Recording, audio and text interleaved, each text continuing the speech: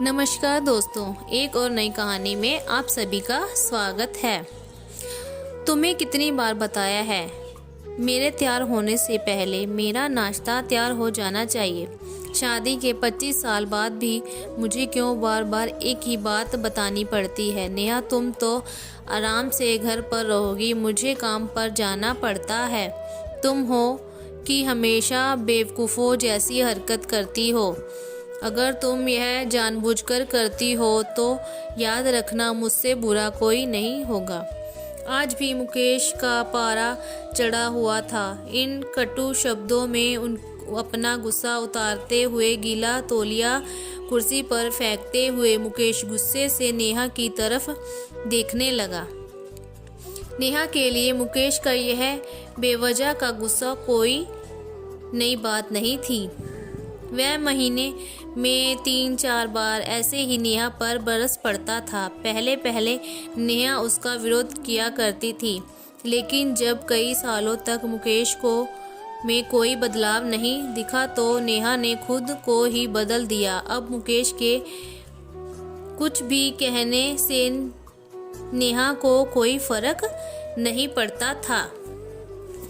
मुकेश की हर बात वो चुपचाप सिर नीचे झुकाए सुन लेती थी। शादी के पहले 5 साल तक नेहा ने पूरी कोशिश की कि मुकेश को बदला जाए, लेकिन फालतू का गुस्सा करना और बाद में नेहा को भला बुरा कहना, यह मानो जैसे उसकी आदत बन चुकी थी। कोई भी वाद विवाद होता तो मुकेश सीधा नेहा को बोल देता, अगर मैं तुम्हें अच्छा नहीं लगता तो क्यों नहीं चली जाती अपने मायके, क्यों रहती हो मेरे साथ। इतना सब कुछ होने के बावजूद मुकेश के साथ रहती थी, क्योंकि उसे अपनी बेटी की फिक्र थी। और वह जाती भी तो कहाँ, अपने बूढ़े हो चुके बाप को इस उम्र में परेशान करना वह नहीं चाहती थी। समाज और लोग क्या कहेंगे, यह भी तो उसे देखना था। वह इतनी पढ़ी लिखी भी तो नहीं थी कि खुद जाकर कोई नौकरी कर सके और अपनी बेटी का पालन पोषण कर सके। नेहा को अब अपनी फिक्र नहीं थी, उसको फिक्र थी तो बस अपनी शादी लायक हो रही बेटी की। नेहा नहीं चाहती थी कि पति पत्नी के झगड़े की वजह से रानी डिस्टर्ब हो। रानी की पढ़ाई पूरी हो चुकी थी, उसके लिए अब शादी के लिए रिश्ते आने लगे थे। कई रिश्ते तो रानी ठुकरा चुकी थी। 2-3 महीने बाद एक अच्छा रिश्ता आया। रिश्तेदारों और पहचान के लोगों ने भी लड़के के बहुत गुणगान किए थे। मुकेश एक शाम अपनी बेटी के पास जाकर बैठकर उसे बताने लगा, रानी बहुत अच्छा लड़का है, पढ़ा लिखा है, बड़ा घर है, बहुत अच्छी नौकरी है। ऐसे रिश्ते बार बार नहीं आते बेटा, इस बार मना मत करना। रानी अपने पिता से ज़्यादा बात नहीं करती थी, शायद डरती थी या शायद नफरत करती थी, लेकिन आज वो अपनी पूरी हिम्मत इकट्ठा कर बोली, मुझे अभी शादी नहीं करनी है पापा, मैं नौकरी करना चाहती हूँ, खुद अपने पैरों पर खड़ी होना चाहती हूँ। हाँ तो उसमें क्या बड़ी बात है, मैंने लड़के से बात की है, वह तुम्हें कितनी बात के लिए नहीं रोकेगा। तुम शादी के बाद भी नौकरी कर सकती हो, वह तुम्हें नौकरी के लिए परमिशन दे देगा। मुकेश बोला, मेरा नौकरी करना या ना करना उसकी परमिशन क्यों डिपेंड रहेगा पापा, रानी ने पूछा। मैं कह रहा हूँ ना, तुम्हें किसी भी चीज़ की कमी नहीं होगी वहाँ। ऐसे रिश्ते बार बार नहीं आते, इसे ठुकराना मत, बहुत खुश रहोगी तुम वहाँ, मुकेश बोला।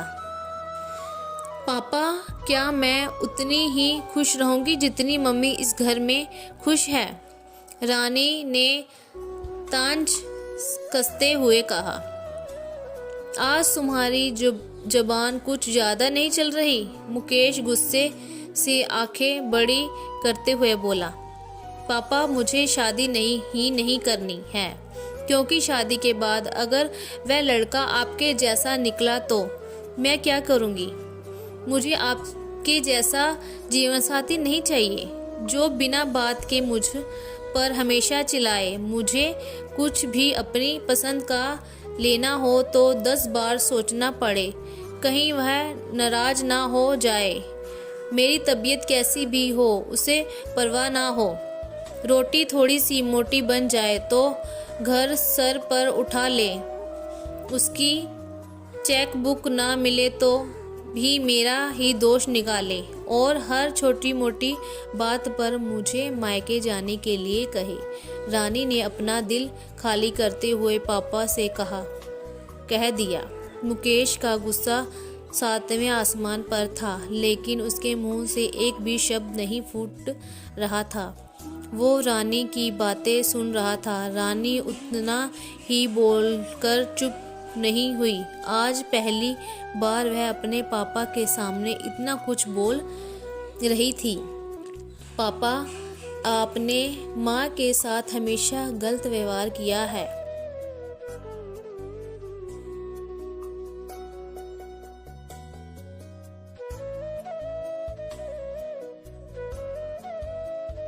आप अपने ऑफिस का गुस्सा बिना सोचे समझे माँ पर उतार देते हैं। कभी इस बात की परवाह भी नहीं करते कि उन्हें कैसा लगता होगा। आपकी बातें सुन सुन माँ ने अपना स्वाभिमान खो दिया। मुकेश आज पहली बार अपने किए बर्तावों को महसूस कर पा रहा था। वो इतना ही बोल पाया, जो तुम्हारा मन है वो करो, मैं तो तुम इतना बुरा हूँ ना। रानी के मुकेश का हाथ पकड़ा और बोली, पापा, मुझे सिर्फ एक सवाल का जवाब दे दो। क्या आप चाहेंगे कि मेरा पति आपके जैसा हो? अगर आपका जवाब हाँ है तो कर दीजिए मेरा रिश्ता आज ही, और ना है तो मुझे आत्मनिर्भर बनने दीजिए। मुकेश कुछ भी ना बोल पाया और वहाँ से चुपचाप बाहर चला गया। आज उसे नेहा के सामने जाने में शर्म आ रही थी।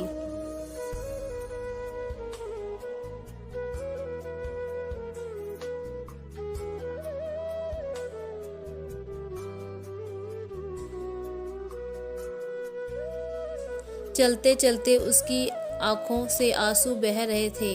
मुकेश ने आज से अपने आप को बदलने का निर्णय लिया।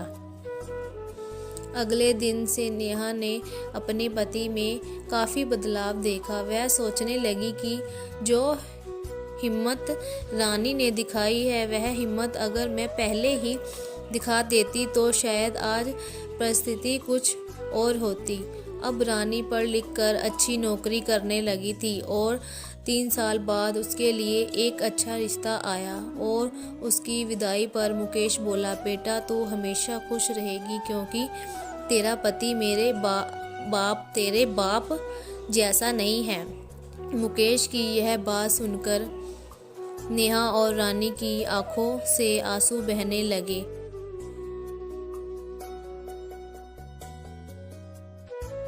दोस्तों, हमारे समाज में औरतों को भले ही देवी का दर्जा दिया जाता है, लेकिन वह स्वतंत्रता नहीं दी जाती जो उन्हें देनी चाहिए।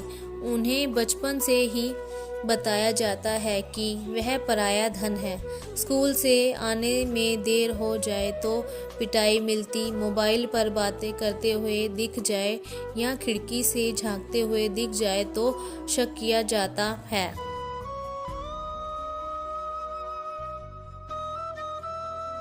माँ बाप का घर तुम्हारा नहीं है, पति का घर ही तुम्हारा है।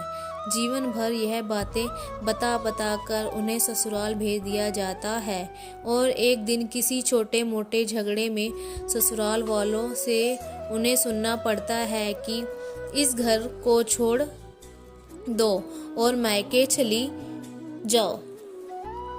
अब आप ही बताओ दोस्तों, ऐसी स्त्रियों का सच्चा घर कौन सा है? आखिरकार वह किस घर को अपना कहे?